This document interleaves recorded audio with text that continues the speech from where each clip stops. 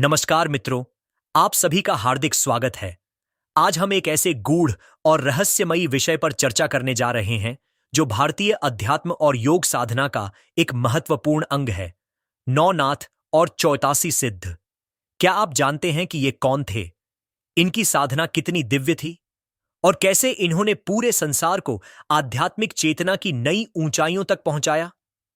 आज हम इन सभी रहस्यों से पर्दा उठाएंगे, तो अंत तक जुड़े रहिए और इस ज्ञानवर्धक यात्रा में हमारे साथ आइए।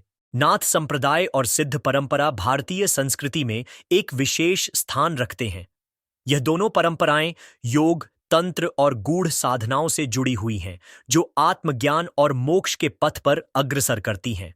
नाथ संप्रदाय के प्रवर्तक माने जाते हैं गुरु गोरखनाथ, जिन्हें शिव का अवतार भी माना जाता है।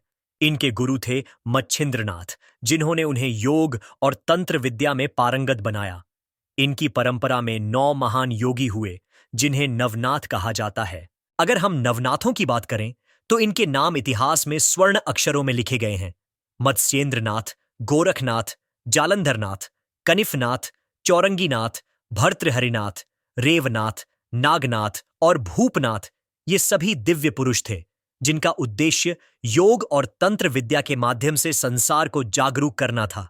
हर नाथ की अपनी एक विशिष्ट साधना थी, लेकिन इनका लक्ष्य एक ही था: मानव को उसके भीतर छिपे अद्भुत आत्मशक्ति से परिचित कराना। इन नवनाथों ने अपनी साधना से सिद्धि प्राप्त की और असाधारण शक्तियों के स्वामी बन गए। ऐसा कहा जाता है कि ये योग साधनाओं के बल पर अपनी देह को अजर अमर बना सकते थे। गोरखनाथ जी को तो विशेष रूप से हठयोग का जनक माना जाता है। उन्होंने कई चमत्कारी कार्य किए और लोगों को यह सिखाया कि सच्चा योग क्या होता है। लेकिन नवनाथों के साथ साथ 84 सिद्धों की चर्चा भी बेहद जरूरी हो जाती है, क्योंकि इनका योगदान भी कम नहीं है। सिद्ध परंपरा तंत्र और योग का अद्भुत संगम है।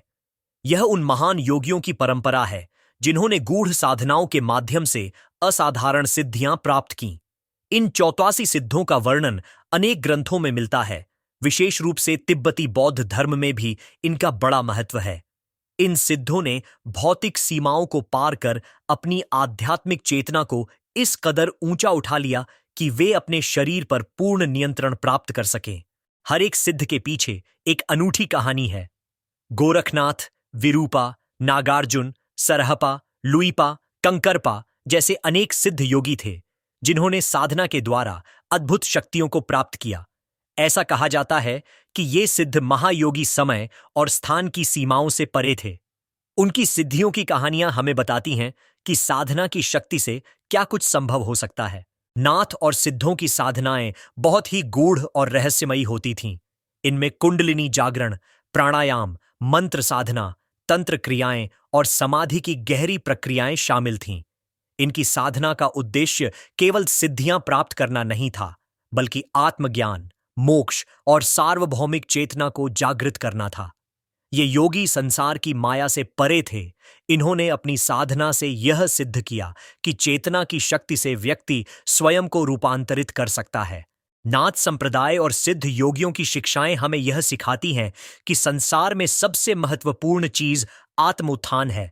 बाहरी संसार में उलझने के बजाय यदि हम अपने भीतर झांकें और साधना करें, तो हम भी दिव्य ऊंचाइयों को छू सकते हैं। गोरखनाथ जी ने अपने शिष्यों को यही सिखाया कि जब तक मनुष्य अपने भीतर स्थित आत्मशक्ति को नहीं पहचानता, तब तक वह सच्चे आनंद को प्राप्त नहीं कर सकता। नाथ संप्रदाय और सिद्ध योगियों की साधनाएं आज भी जीवित हैं। अनेक मठों और आश्रमों में इनकी परंपराएं चल रही हैं, जहां लोग योग और ध्यान के माध्यम से आत्मज्ञान की ओर बढ़ रहे हैं। आज जब आधुनिक जीवन शैली ने हमें तनाव और भागदौड़ में उलझा दिया है, तब नाथ और सिद्ध योगियों की शिक्षाएं और भी प्रासंगिक हो गई हैं। इनके द्वारा बताए गए योग, ध्यान और साधना के मार्ग को अपनाकर कोई भी व्यक्ति अपने जीवन में अद्भुत परिवर्तन ला सकता है। तो मित्रों, यह थी 9 नाथ और 84 सिद्धों की कहानी, जो आज भी हमें प्रेरणा देती है। यदि आप भी इनकी साधनाओं के बारे में और अधिक जानना चाहते हैं, तो आपको इनके ग्रंथों और शिक्षाओं का अध्ययन करना चाहिए।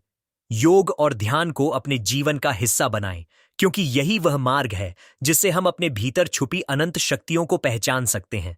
आपका यह समय देने के लिए धन्यवाद।